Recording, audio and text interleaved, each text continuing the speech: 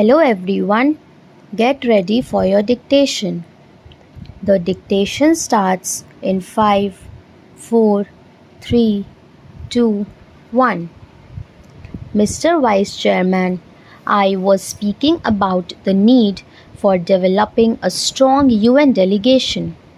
I wish that the Honorable Prime Minister would give his attention to this aspect of the matter, particularly in view of the fact that in the next decade or two, politics all over the world would take on a complex character, and it is necessary that men are trained from now on for taking part in international affairs.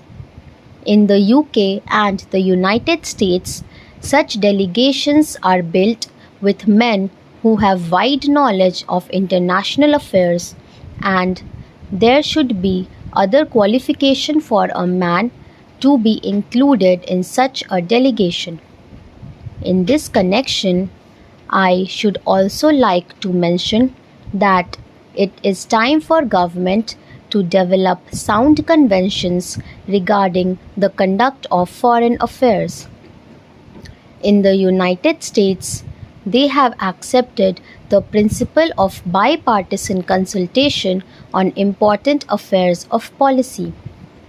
For example, when President Kennedy stood for election, President Eisenhower, even during the period of the conduct of the campaign of President Kennedy, kept him informed about major developments in foreign affairs.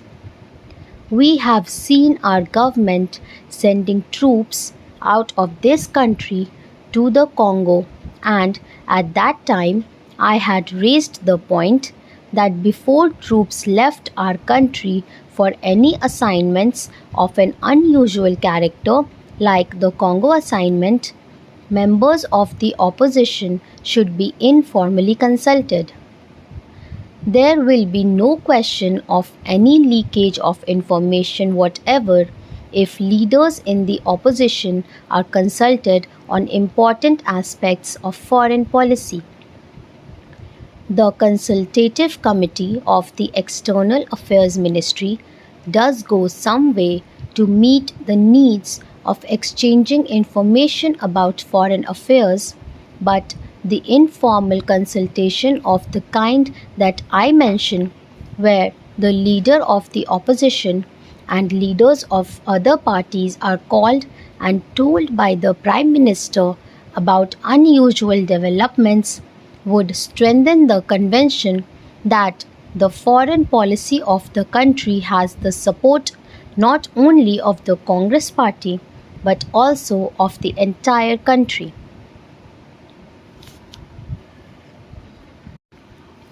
I was speaking about our external publicity, and it is a subject on which I think I can speak with some confidence, as I have been an old-time newspaper man in this country.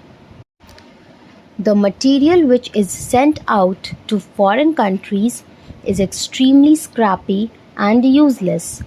There is included in these messages some statement of what this minister was saying somewhere. We are trying to give publicity to ministerial activities, and it is inevitable that some such publicity should be given because ministers are in charge of the government, but one abroad does not get a real idea of what is happening in the country.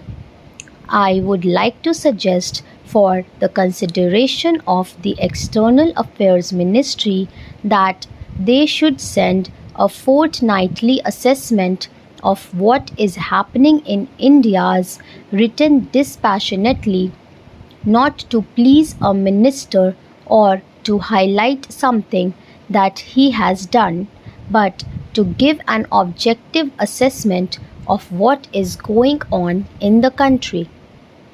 In the old days, when the British government was in existence, such fortnightly reports used to be sent by various state governments, and I think a beginning can be made in that direction in this matter.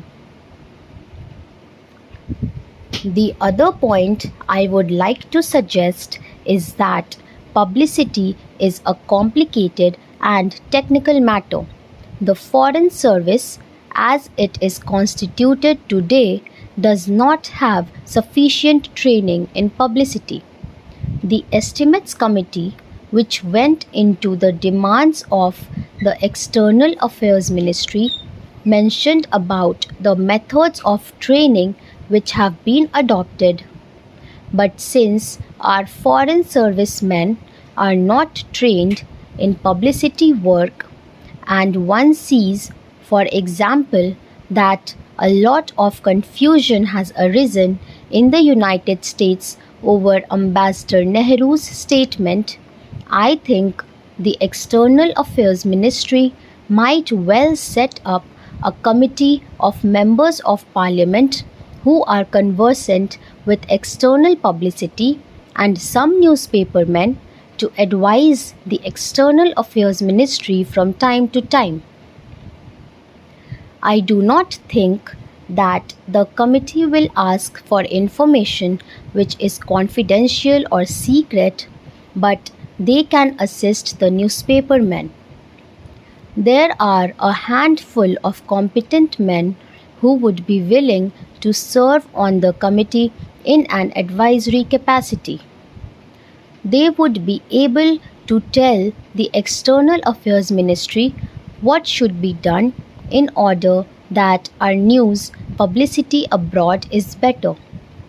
I might mention also that the Estimates Committee had recommended the creation of a cultural cell. Sir, to my mind, we have also to be clear in our mind regarding the objective of rural industrialization. Do we mean to have only diversification of rural economy, and are we going to have rural industrialization only in order to give some help to those who find themselves unemployed during a certain period of the year? Are we aiming at utilizing local resources and meeting local needs through diversification of rural economy, or have we a more fundamental objective in mind when we are trying to industrialize the rural areas? Without this, I am afraid rural industrialization will not be possible. That's all, guys. Thank you for watching my video. Please like and subscribe, and do not forget to share the video with your friends.